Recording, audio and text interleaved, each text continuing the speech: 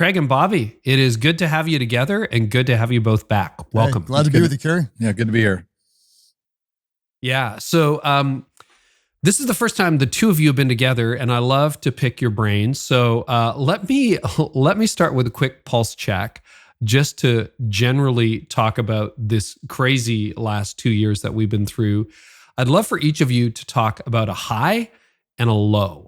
Bobby, why don't we start with you? High point, low point for you, and then Craig, I'd love to hear yours. So we had I'd say on the high point side, right as the pandemic was starting, obviously people were thrust to online church, and we had 20,000 plus churches, almost 30,000 churches sign up to use the church online platform in just a few weeks. Wow. So the high point was just watching as our team pivoted from people that were involved in doing physical church services. We're doing onboarding support for churches to help them get in church online. We basically spun up a team of 20 or 30 people, I think, overnight that were providing customer support to kind of help churches get connected. This team had nothing to do with the church online platform prior to that. They were just simply responding to where the need was in the moment. And we kind of watched that sort of fast acceleration, fast growth. It was just kind of fun as a leader to watch as kind of a team dynamically adjusted all the priorities and met the need. Personal low, probably not too different than maybe many others, but there was 1 week where lost 3 people that I knew to COVID in 1 week. And that was just it was just a low week. It was just one of those moments, the sobering reality from it. Kind of an upside to that week is there was one other that was on a ventilator for 20 days and came off and has done great. So there's kind of like a silver lining on what was a really bad week. But that was probably one of the low moments for me in the last 2 years. Wow. Craig, how about you? High and low? It's hard to just give one. I think there on the personal side, just time with the family has been really, really special, and a lot of high points there that I'm incredibly thankful for. On the church end, some high points. I think even though we had to shut down physical attendance, the digital impact, like Bobby and I in our church got to celebrate 500 million downloads to YouVersion Bible app. That was pretty incredibly special. To see our team fight for spiritual unity in a world of division and stay on point in mission was really special. So there's a lot of things like that. Low point, kind of like Bobby, I lost my pastor last year. I just yesterday, Carey, was feeding ice to a friend of mine in the hospital and prayed with him. Kind of looks like he's on his heavenly send-off. And so the personal loss there has been real, like so many other people. And just I've never had a prayer list that's anywhere nearly as long as it is right now. There's just so much pain in the world. So we're just like anybody else. You're dealing with the personal pain and loss. And so those would be the low point, and filled with, so many great things, and seeing really special relationships and ministry impact we're thankful for that as well. I do want to get to the hybrid church questions, but I think I have to ask you both because it's just resonating with so many pastors I've talked to, and frankly, leaders I've talked to, but it seems especially pastors. How are you getting through? Like, we're at the, early part of a brand new year. How do you continue to motivate yourself to lead, to look forward, to hope, to believe, Craig? How do you do that? Interestingly enough, so Bobby's a pilot and quite accomplished pilot. And so he kind of talked me into trying a lesson, and I took a lesson, then a second, then a third, then a fourth, and got far enough in. I thought, I'll try to solo. Well, now I'm getting relatively close to taking my written test to see if I can pass that, which is not nearly as easy as Bobby made it seem, I think. And I was talking just to our staff today. There's an instrument called the attitude indicator that tells you, where the plane is, if the pitch is too high, too low, which your bank angle is, and such. And what I talked to the staff today was just about when you don't know which direction you are, which is at times you may not in a plane if you don't have a good visual. You look at your attitude indicator, and your instrument tells you what's true. And so we talked today. It's embarrassingly simple, but it was profoundly powerful. We talked about what do we know is true, and I went through just 4 very simple things and talked about God is faithful. Jesus saves, the Spirit empowers, the church will endure. And it was that basic. And oddly enough, Carey, I think that's exactly what our team needed right now, because there's so many things we don't know. There's so ongoing, another round of complications. And so we just went back to the very basics. And that is incredibly motivating. That's why we're here. That's why we do what we do. And so it was that simple. The faithfulness of God. God is faithful. Jesus saves. The Holy Spirit empowers. The church will endure. And so there's so often, it's not something big and fancy and like, oh my gosh, these special leaders have this magic power. It is the basics that keeps me going, keeps our church going. And we're talking more and more about the basic call of the church of Jesus Christ in the world. And that's aligning. That's the attitude indicator. We're going to align our attitude to what we know is true. And we're doing a lot of basic alignment right now. That's such a good word. It's funny. I'm preaching for the first time in a long time this weekend, and my message landed in a very similar place. It's like, there's so much confusion out there. What do we know is true? What do we know is going to endure? Let's focus on that. And it's simple. You're right. Bobby, how about you? How do you stay motivated? I think we all kind of thought, okay, 2022 is going to be different. Then wham, some Greek thing we'd never heard of 2 months ago changes the world. Right. Thank you, Omicron. How do you keep yourself motivated? Yeah, I mean, I think it's a constant process. I mean, I don't have a lot to add to what Craig said, because I think there's so much in what he said that is is really profound and true. But I do think that part of it was a constant reminder of what's true. And I remember talking to our team early on, when something as significant as this happens, it's the uncertainty that's really the challenge. And if you're not careful, you sort of think of uncertainty in sort of a forever type term. But in reality, if you step back away from it and process it, it's a little more clear, like what today's going to look like for me. I mean, there's always a potential of a surprise, but I have a pretty good handle on the rest of my day today. Maybe tomorrow, maybe a few days out. Do I also think the long term, a year from now, 2 years from now, to have a pretty high sense of confidence of what I think things will feel like a couple of years from now? And the answer, back at the beginning of the pandemic, was I feel more likely that things will improve if I think long term, 2 years, 3 years, 5 years. It's all that part in the middle is where all the uncertainty is. What will it be like a month from now, 3 months or 4 months? If we're not careful, we just sort of think about it as perpetual, like it never ends, but that's actually not true. It's just because we're feeling the uncertainty of kind of that middle time frame. I think right now, even looking at what we're going through right at this moment, I have a greater sense of optimism, just because you can kind of see that things are different. Even though they feel similar, they actually are different than they were 2 years ago. We have to be careful not to kind of attach all of the emotions of 2 years ago to just things that look similar but aren't the same. And I feel like the level of uncertainty in the midterm is not nearly as high as it was 2 years ago. And so I think there's definitely improvement to that. Things are closer to normal, even though there's still a lot of things that aren't. In terms of, and I say normal, meaning predictable, is probably the way to describe it. So it was just a kind of constant reminder. Perspective hacking is kind of a thing that I do all the time, and kind of having to sort of look at something from a different perspective consistently was, I think, the thing that helped me to be motivated. So I want to focus in on hybrid church. And I don't even know that was a term that people used popularly prior to 2020. But I mean, Life.Church literally almost invented, or it did invent, church online. You were absolutely one of the first to market on that in the church space, and YouVersion, the whole deal. But when you think about how you were finishing 2019, what did hybrid church mean to you, Craig, as the lead pastor of Life.Church? Like, what did having a presence online mean to you, and what did having people in the room mean to you 2 years ago? And then I want to talk about how it's changed and how you think about it moving forward. But when you go back a couple of years, where was that in your mind as like viable options for meaningful church experiences? So if you go back to pre-COVID days, I think because I think we probably did launch the first church online back in 2006. And so it's been a value to us the whole time.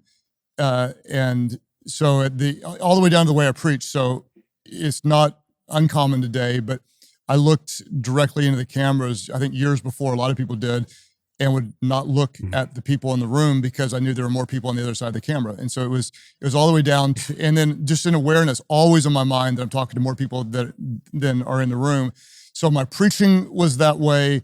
Our staff was oriented to it. It would be even, I wouldn't say things like, I wouldn't make a local reference because I knew I'd be speaking to an international audience. So it was always, always, always on my mind. And I know where you're going to the next question, and I'll answer it when you get there. But it became even more so on my mind. I would say it was a secondary priority at that time, which was pretty high because for most people it wouldn't have been a priority at all. So it was a secondary priority. Yeah. And then I'll leave it to your next question, but it shifted even up to a primary priority to me in the months to come.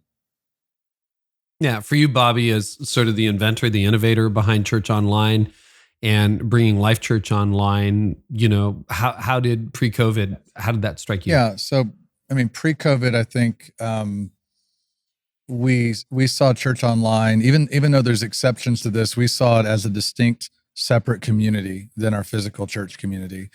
So hybrid church was us reaching people in the physical space and reaching people in the digital space pre-COVID.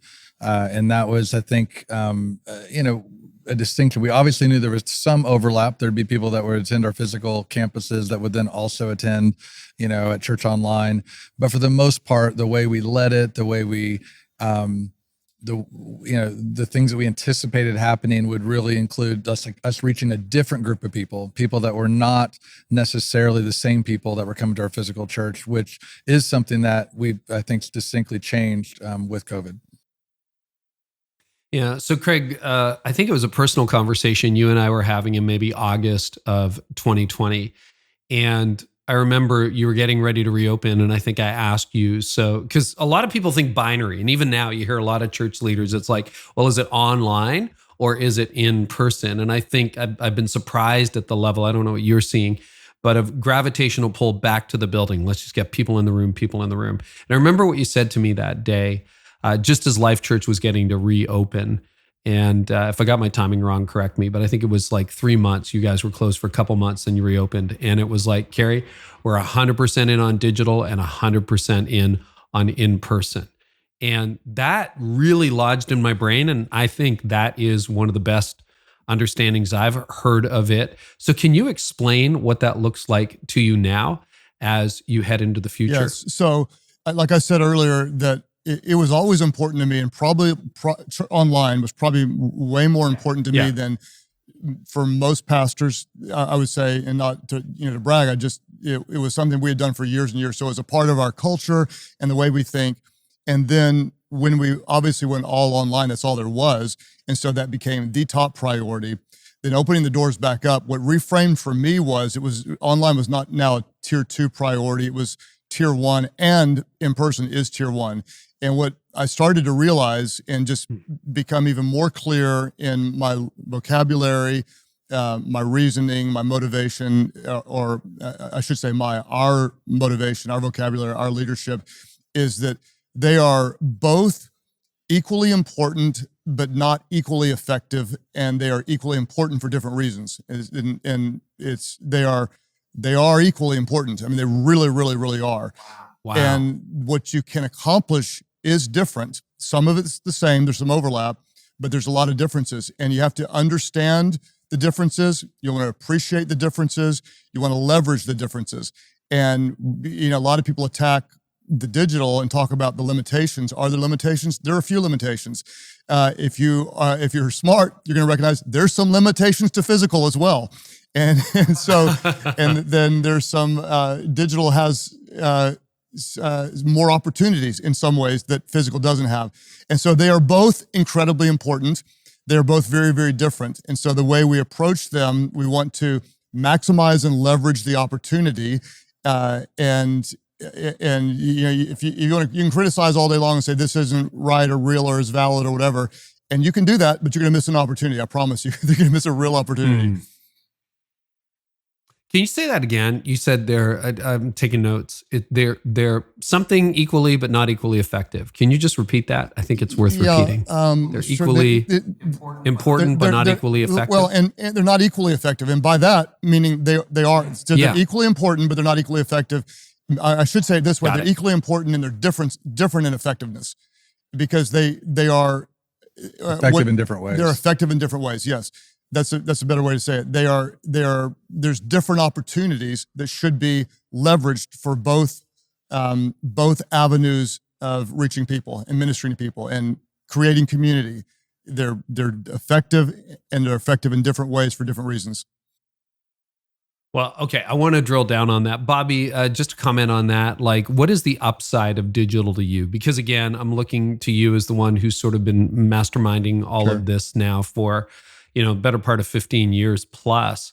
Where do you see the upside of digital? Because, there are a lot of pastors who just dismiss it outright. I can sort through tens of thousands of comments online of church leaders who are dismissing digital right now. It's just everybody back in the room.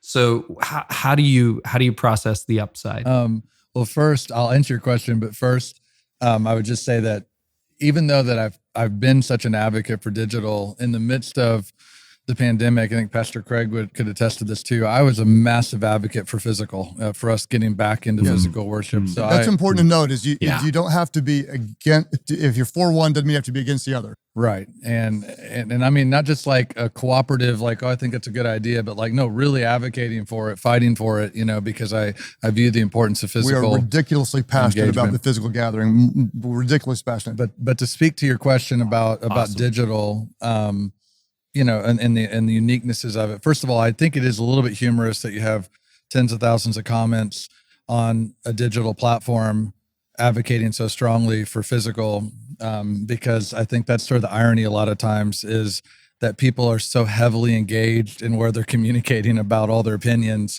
in these online communities, and yet kind of describing that community doesn't take place online. Exactly, and they would call it community, right, and then tell you that church can't be church community. is in a distinct category that's separate and set aside. I was also a little bit taken back, or not taken back, just fascinated by how many people's theology aligned really quickly when physical doors of the church were closed, meaning all of a sudden it was theologically permissible, to do church online when just 3 weeks earlier it wasn't. And not trying to be sarcastic or flippant about it, because I understand there is a sincere concern over the perspective that online somehow replaces the need to meet physically, or somehow alters connection and people's desire to be together in some fundamental way that kind of prohibits them from wanting to be together physically, or from ever, coming back together physically. And that's simply not ever what technology has never done that in history. Like any new technology, be it the telephone, be it even the VCR, some of these bold predictions that people were going to no longer gather together, no longer meet together, no longer leave their house. These things are like tired arguments, that have been around for essentially, many, many decades, that simply aren't the case, because there's these inherent human qualities that we have that do cause us to want to be physically connected and physically together. But I didn't really answer your question on digital. Digital does have some unique upsides, though, that you can't really ignore, some unique attributes. One is that you're able to have connection and conversation and community with people that are geographically dispersed. So it creates an opportunity of diversity of thought, diversity of community that sometimes is really challenging to do, depending upon where you live, in the world. If you're not in a really urban environment, your ability to kind of connect with people simultaneously that are in Northern Africa, in Australia, and in the UK, and to be able to have that set of inputs into your community is something unique that digital can provide, that you just simply can't get otherwise. The ability to, in many of the expressions that are there today with Church Online, you have the ability to kind of ask questions and even unpack in real time what's happening in a sermon or in worship. People can kind of go on tangent explorations, of a question that's asked, where in a physical context, it's just simply not there's really no good mechanism, to do that. It's disruptive, in a physical church environment. And so those are some unique things you can do. You can also, have community at really odd times or anytime, in an online context, which is limited a lot of times by physical venues just because of time zones and just practicalities associated with it.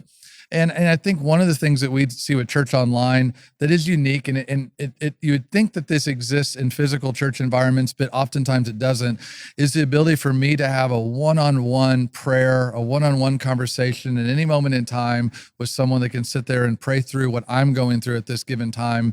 Oftentimes in a physical church environment, there might be a moment made for that, but many times there's not a practical way of bringing that point of connection or facilitating that from happening. And those are some of the unique qualities that digital provides. So there's definitely some upsides, and there's more than that, but that would just be some examples of things that are unique. Craig, what would you say to the critics of Church Online who would say it's all got to be in the room? Well, I think I understand to some degree that you can love what's in the room so much, and you may not have experienced, maybe you haven't experienced real community. For example, Carey, my bias is toward the room, meaning I love it so much. And I haven't put on, goggles and gone into the metaverse. Oculus. Right. I haven't done that. So I haven't experienced it. So that's not my preference. Just because it's not my preference doesn't mean that it's not effective. And we have to be, really careful not to let our preferences drive our theology. When Jesus said, "Go into all the world," I think that means dark places. I think that I cannot imagine Jesus saying, "Hey, tell people, share the gospel everywhere, but don't do it online." And like Bobby said, it's interesting. The very place that the critics are often the loudest is on an online community. And they're saying you can't have community on where they have a community.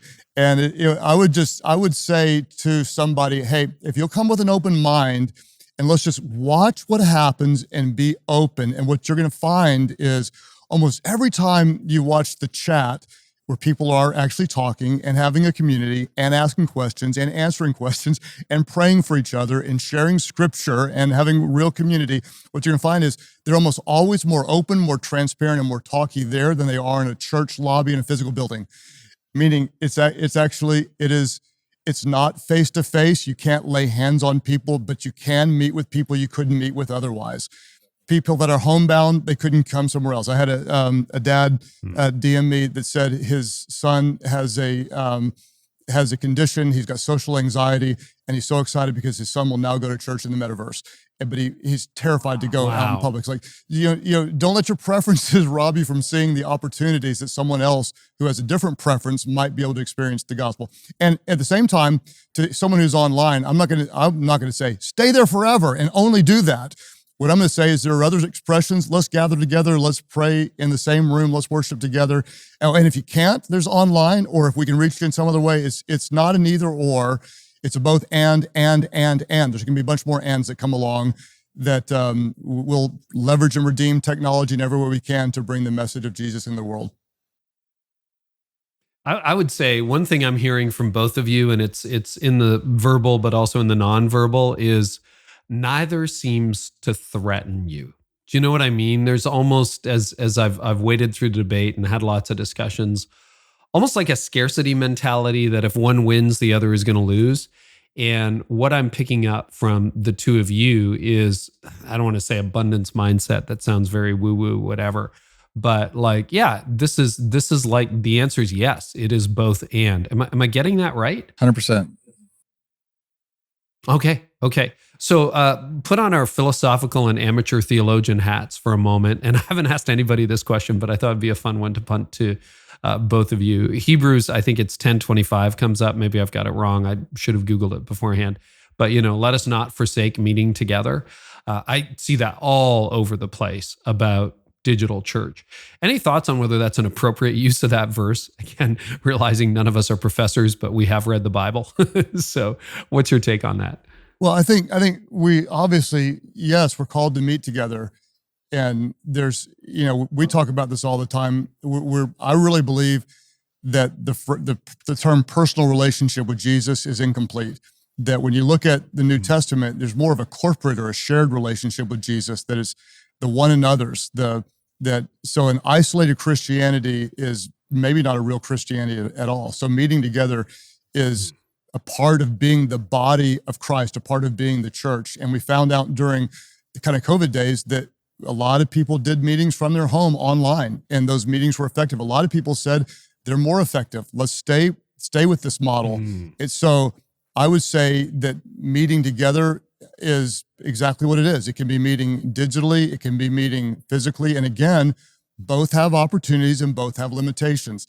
One doesn't make the other one wrong. One isn't necessarily better. They're just different. And so I'm really, really passionate. And if we're ever wrong and we get to heaven and God says, yeah, you probably shouldn't have preached the gospel online. If we're going to be wrong, Carey, I would so rather be wrong trying something than being a critic of something. Like let's get down there, mix it up. Let's take the gospel everywhere. And if we are wrong, I promise you, we're going to be wrong attempting to reach people, not being wrong, sitting back, picking apart what might actually work.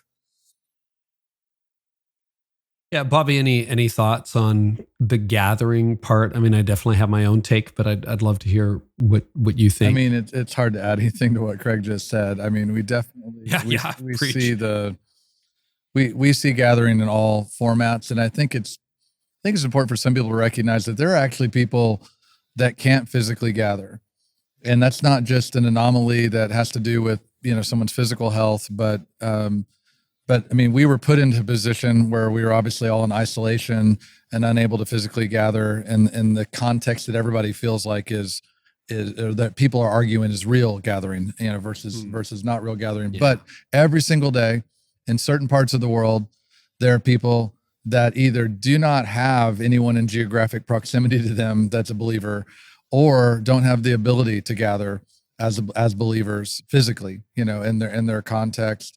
And so the fact that even exists, to say then that their ability to gather online isn't valid, isn't really gathering, I think people have to kind of think about the theological implications of saying, what if people cannot, and that's the way that they can, or that it provides a method for them to do that. And I think we all get to experience it for the first time when we couldn't. But I reminded people that when we get to come back together again, there'll still be a lot of people that can't. In different regions of the world. And so I look at that way. I'm definitely not a theologian. I'm not going to add anything theological to what Pastor Craig said, because he went to seminary and I didn't. So, well, I think the two of you too, I mean, this might be so in the water supply at Life.Church that it's just second nature to you, but you have been facilitating what I would call decentralized gatherings now for many, many years, so that there are little house church gatherings around Life.Church. And I think, to me, the faulty assumption under the Hebrews argument is that verse means you need to get into a building owned or rented by a church in a row, listening to a preacher talk and a band play, when actually that wasn't even how the church met for 2 centuries, almost 3 centuries after that passage was written. They met in people's homes. So, I agree, isolated Christianity, unless, if you're completely can't be with other humans, sure, church online is great. But otherwise, gathering in people's backyards, inviting your neighbors, inviting your friends, meeting as small groups, and then also going to worship, I think has a tremendous upside. I always hesitate to throw out numbers because it can kind of sound weird, but we have online weekly over 800 small group communities. And so this is, here's what I want you to understand is that this isn't just, you come once a week and at a certain time, and the online experiences are all through the week, like, maybe Tuesday night at 10 o'clock, our time, which is 8 a.m. someone else's time, and someone maybe works on Sunday. And then there's a secondary 800 small community groups that meet. And I was just thinking, I'm sitting here looking at you on a screen thinking, do you think we're closer today as friends than we were 5 years ago? What do you think? Oh, 100%. And how many times have we gathered in person? Right? About 10 minutes in London, England in 2019. England, one time by accident, meaning it wasn't intentional, 10 minutes outside of a service. But we're closer. Why? How have we met in the last, 5 years? Well, you and I, we text, we call each other, we Zoom occasionally. And we're close. We're in And we're each close. other's lives, and we're close. We're And we're friends. close. And Yes, sir. No, I agree. And I, so many of my friends, the guy who's produced this podcast, Toby, shout out to you, has produced every single episode. I've never met him, yet we consider him in person. We consider him part of our family. And I love the expansive thinking. So Metaverse, Craig, you went there, you mentioned it. Right after it kind of became the subject of the day in what was that, September, October, as Facebook rebranded itself, who pops up on the Metaverse but Life.Church, of course. So I'd love to talk about it. And Bobby, maybe let's go back to the first incarnation of this with, is it Second Life in 2005-ish for Life.Church? Help me with the timeline. 2007. 2007. Okay. Talk about that. And then the reboot into the metaverse and the launch into the metaverse. Yeah. So we started in 2007, we built what was kind of a virtual, at that time it was called an island. We didn't want to be an island, but that's just kind of the way that they did it. But it was essentially a 3D virtual environment that actually resembled or was modeled after one of our physical campus buildings. And it was a place where people could come with avatars, and it was a 3D type space that, if you haven't experienced it before, it would be very akin to what you'd see like in a video game, Roblox or Minecraft, just a little different graphics. And people would come with their avatars, and they would be able to have conversations on inside of our church building. We'd have services at Second Life. So we were experimenting with this back in 2007. We had great response. We had learned a lot about what ministry feels like in that type of environment, and some of the unique advantages. Craig mentioned earlier about how willing people are to share and to talk about what's going on in their life. I've found that when people have an avatar or have something that is a physical facade for themselves, they're much less likely to have an emotional facade or a spiritual facade. You're able to get to a conversation much deeper around spirit, much quicker around spiritual things. Whereas when we're in person, we don't have that. And so a lot of us will end up having more of an emotional or spiritual facade. We're not going to let people quickly on the inside of what we're really feeling or really thinking, because they can see us. And so that one different dynamic, I think, creates a really unique ministry opportunity in that type of space. Now, back in 2007, the challenge was not that no one came to it or that people weren't interested. It was that too many people came and the technology just bogged down. It was the most you could have is about 80 people at any given time. And then there's a bit of a wave of interest. And then I would say, the popularity of it began to wane. So we did that for a few years, learned a lot from it. So today there's been essentially a reboot of exactly the same thing. I mean, people talk about it today as if it's brand new. The concept of it is a similar type of environment or world. The technology's improved, obviously, because we're talking about something, from 13, 14, 15 years ago versus today. So it's not a surprise that the quality of the technology's improved. And the new dimension to it is now, in addition to just using your computer screen and mouse and computer to kind of, engage with it, you can now put, if you choose to, you can put on VR goggles, and it basically makes it real immersive so that you feel like as you are wearing these goggles that you're in the room. It feels like as you turn, you can kind of see from side to side, and you can even have things that sort of animate your avatar in there, raise their hands or lower their hands and engage that way. So it's a different type of an engagement, but the premise and the environment and everything around it, even the ministry kind of opportunity, is really distinctly similar to what it was back in 2007. So yeah, no surprise. I mean, we are always looking to how to experiment, how to learn what we can learn from it. Right now, there is no singular metaverse that's out there. There's not like one place that everybody's at. There are platforms, just different environments, and it's most of the energy around it is honestly because of what you just said, that Facebook changed their name to Meta, brought a lot of focus and a lot of energy around it, and making a pretty significant investment themselves and the platform that they're planning to build around it. So we want to just be given the new investment, given the new interest, we wanted to really, our team, it wasn't even something that Pastor Craig or I really initiated with our team. Our team is just programmed that way to say, we'd like to try this. We want to, so they begin to do some experiments. And then of course we put a little bit of fuel on the fire as they begin to learn from it. We've expanded. So just for clarity, today we're in one space called Alt Space VR, and it's a platform that's owned by Microsoft. It's not the platform Facebook's working on right now, but that's where we're holding church services each week and having a great response. Pastor Craig could tell you more about what we've seen happen in it. Yeah, go ahead, Craig. I'd love to hear more about your angle. Yeah, so I like the ministry impact, and so Bobby would be up into the technology, helping coach the team, and then I say, tell me the stories on the backside.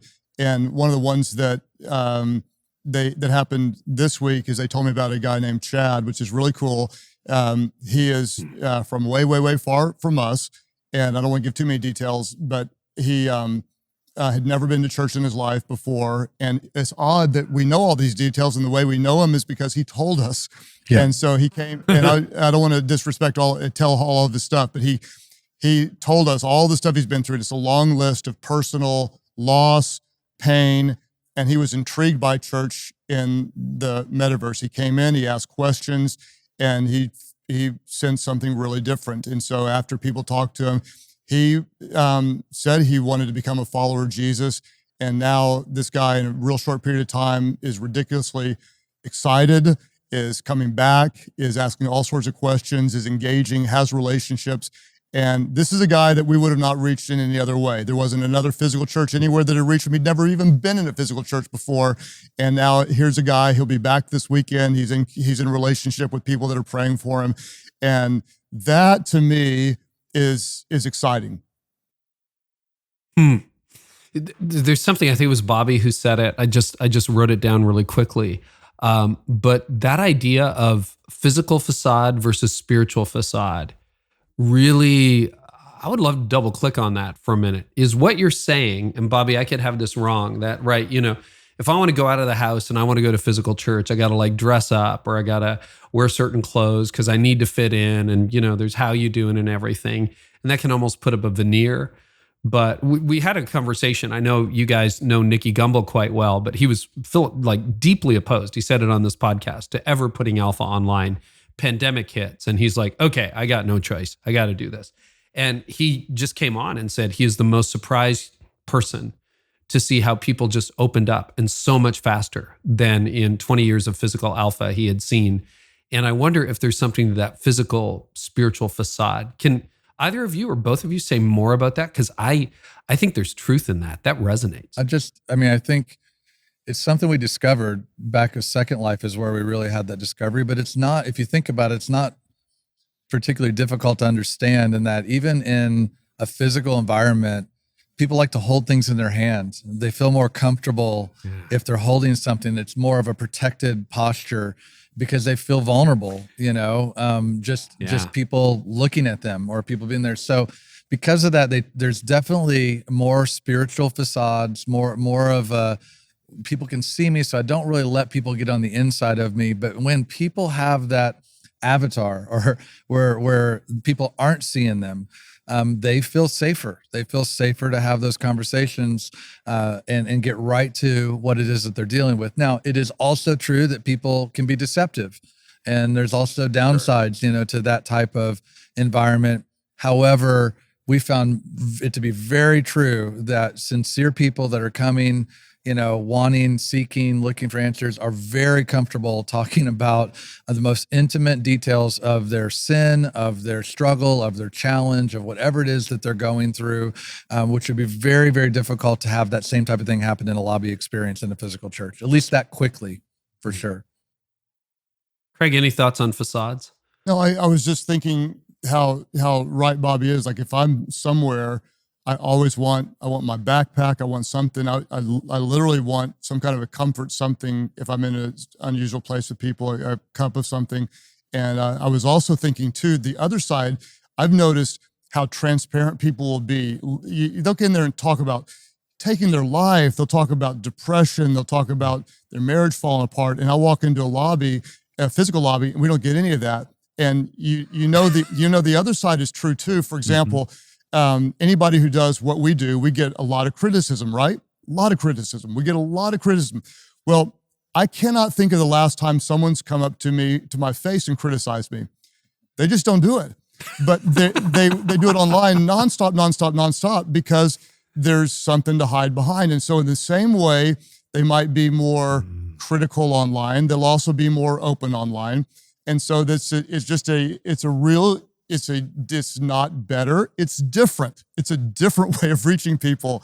And if someone who's against it, if you be open enough, long enough to hear the story of a dad who is thanking God that his son has a place to go, or someone who's a shut-in, or the guy that I went in the hospital yesterday who will not be able to be at church this weekend because he will not be able to be at a physical church this weekend, but will be there online. If you hear their stories, see their appreciation, talk to someone whose life has been changed by it, then you'll start to say, well, this may not be my preference, or it may not be, what we're good at, but oh my gosh, there is some validity to that. And so let's be for different ways of reaching people rather than being against. And the other thing too, as Andy Stanley always says it, let's be a student, not a critic.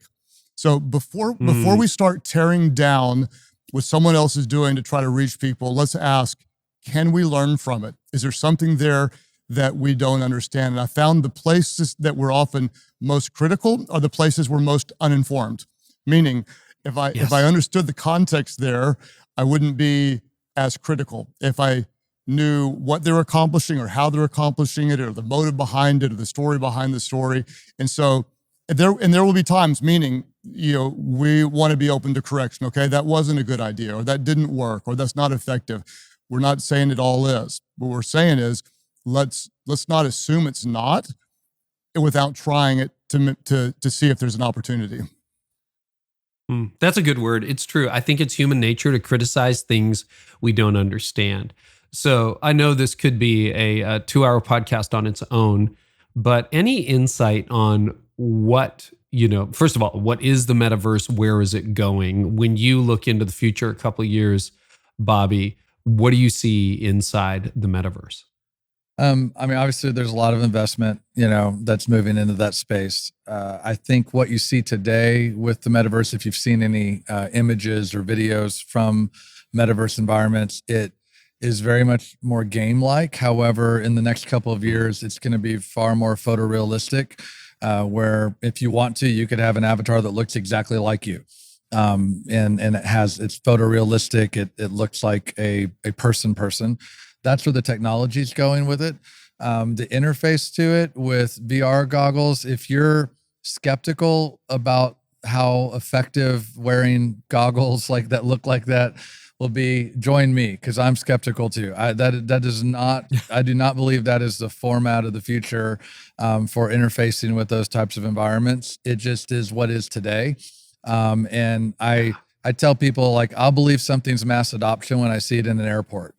So are you saying it's basically the Palm Pilot of our current phones? Like, I had a couple of Palm Pilots and they were functionally useless but really expensive. Correct. And there'll be people that people that disagree with me on this. In fact, there have been people for the last 10 years that have disagreed with this statement, because I've had real strong views on VR, that have proven so far to be true, in the sense that mass adoption is going to really depend on there being the right type of device or the right type of interface. And we're not really close to that, right now.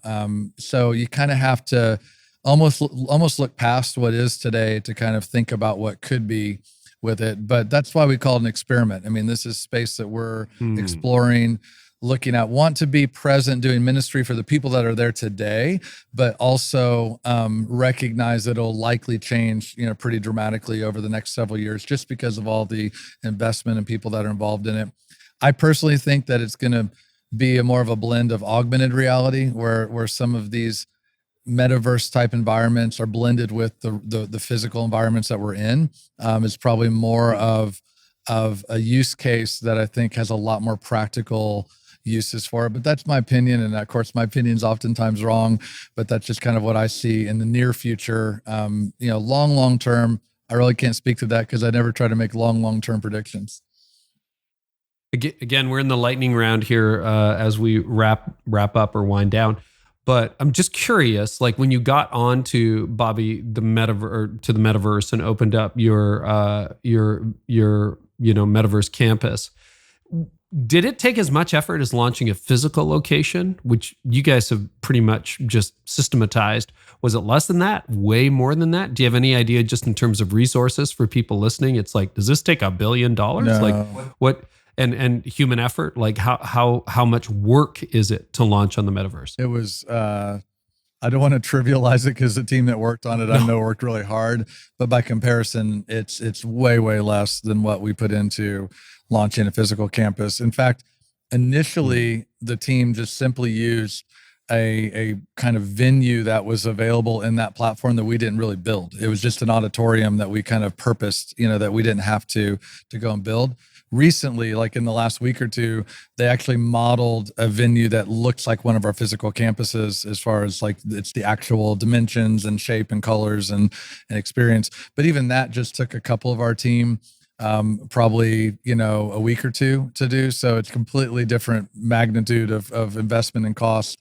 In fact, I don't think I've even seen a budget revision for what it costs for us to be in the metaverse. So I'm not quite sure that it's that dramatic. It's probably fairly nominal, and certainly by comparison. Oh, that's great. Craig, as you look into the future and you think about hybrid church, where do you see this going? Like, where are you think about Life.Church as the senior pastor 2 or 3 years down the road. What do you hope in your heart? What do you see in your mind? Yeah. Well, I think one of the things that is important to me, and again, this is my bias, and I think I could make a theological argument for it, that the church isn't just receiving content.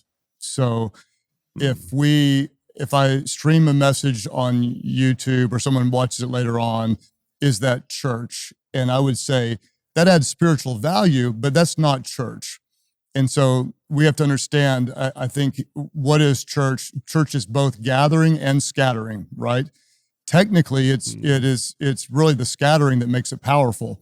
And so what we're going to do is we're going to gather, and in my theological opinion, if we don't broaden our view of gathering today, we're unwise, meaning it's got to be, I think gathering is more than just physical. And I want to say it again, physical is my preference, meaning I love it. It's my preference. And I'm ridiculously passionate about it, so much so that we launched campuses in the middle of a pandemic, meaning we believe in it. So I think that what we want to do is we want to recognize that people are going to gather. And what we want to do is we want to leverage what we can in every way. And as we move forward, the big thing I would just say to pastors is let's not settle on content delivery where we're not clicks. That's not the big win, but community and empowering people to reach a city, to love their neighbors. That's where the real power is. So do we want to not be successful at content delivery? No. But what we want to do is we want to create community around whatever it is, worship content, mission, and then transform that community, not just from ones that gather, but then ones that scatter. That's the other part of the church where we are called out, the called out ones to make a difference in the world. So again, is the gathering important? Yes, but don't let it stop there. That's a really narrow view of church. Like get them into the building and that's church. Okay, no, get them into a gathering. Feed on the word of God, worship God together, lay hands on each other, pray for each other, do all the one another's, encourage, love, rebuke, and then take the gathering and scatter and go take the gospel all over the world. And so that's using online, in person, trains, airplanes, automobiles, do whatever it is, whatever the newest way is, we're going to do that. And let's recognize we have a really big God and a lot of different cultures and languages and communities around the world. And so let's not talk about what we can't do or a wrong way of doing it. Let's look for right ways and opportunities. And the great thing is, Carey, as you know, being alive and doing ministry today, there's more opportunities there's more need today than in years past, and there's more opportunities today. So what a great time to serve Jesus in the church. Wow. I think we need to leave it there. That is so good. And, I had high hopes for this conversation. You were absolutely my first choice to have the conversation, both of you. on the hybrid church, but I didn't know it would be this good. It feels like perhaps this is a unifying moment, and unity is something we really need in the church. And maybe we can put down our swords, and maybe we can just say, hey, this is church, guys. This is church. This is where we're going. And this is what we're committed to, and we're going to reach people. But before you wrap it up too, let's go with that for 1 minute and recognize. Like you ask me questions about Metaverse, I'm going to stumble my way and fake my way through it. Right? Let's not even pretend that I know much. Bobby has a gift and a calling. Church Online was his idea. YouVersion was his idea. I'm just kind of the guy that sits around and says, "Okay, good idea. Let's try it." I'm the guy dumb enough to try stuff. So our church is able to do some things that other churches aren't able to do. There are other churches that are able to do things in their communities that we're not able to do. And so we don't have to do it all. We don't have to be great at all of it. Right. Let's just do what God has called us to do and celebrate what others are able to do. So there are some that you don't believe in it much. You're not good at it. Don't do it. Just do what you're great at doing, right? And so if you try to do it all, you're not going to be great at much. So we're focused in a few unique areas. We happen to be pretty good at getting the Bible into people's hands. We happen to be pretty good at taking the message online.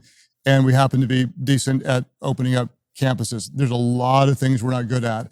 And I'm thankful for pastors and churches and Christians all over the world that are good at those other things. And I'm sorry to interrupt you. I just wanted to just say, you're not interrupting. It's exciting to cheer on the body of Christ with a diversity of ways to impact the world. And I wouldn't want anyone to feel discouraged if they're not good at something, because they're great at something else, and be great as God has gifted you. That's a great word. Bobby, if people are interested in more resources for online church or even the Metaverse, do you have any websites that you would direct them to, or we can just put it in the show notes too? So anything come to mind, Bobby? I think right now the team's talking a lot about the Metaverse and what we're learning just on our social media channels. So if they follow Life.Church Online on social media, or even occasionally Pastor Craig will post on, or I post on it, that's probably the way to get the most current information, including some links that we put out there from time to time that have a little more information. So, and then I can give you some links for the show notes too. That's great. Well, I can't thank both of you enough. You've been extremely generous with your time, and I just admire you both so much as leaders and as friends, and just want to thank you for building into the capital C Church, building into kingdom-minded business leaders who are listening, who care about their church, who care about the future, who donate, who sit on boards, who volunteer, who serve, who give. And you know what? After a conversation like this, I just think this is some of the hope that we were all looking for. And I want to thank you both very much for bringing it today. Thanks, Carey. Yeah, thanks. Love you, Carey.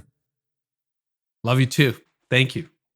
Thanks for watching the Carey Nieuwhof Leadership Podcast on YouTube. I hope today's episode has helped you thrive in life and leadership. If you haven't done it already, head on over to CareyNieuwhof.com, where millions of leaders access leadership insights, tips, and strategy.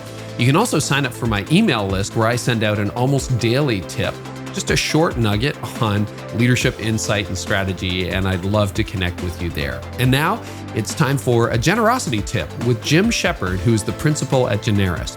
This episode is brought to you by Generis, helping you create a thriving culture of generosity.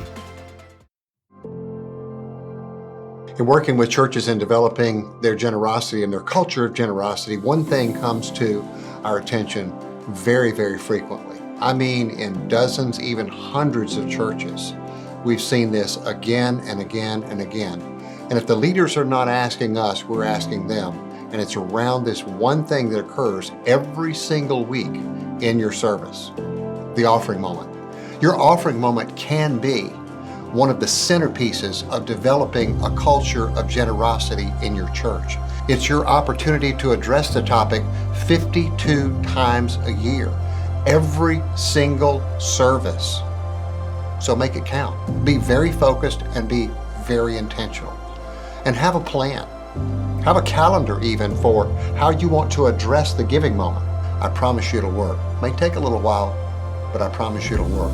It'll look better, it'll sound better, and your people will receive it. God bless you.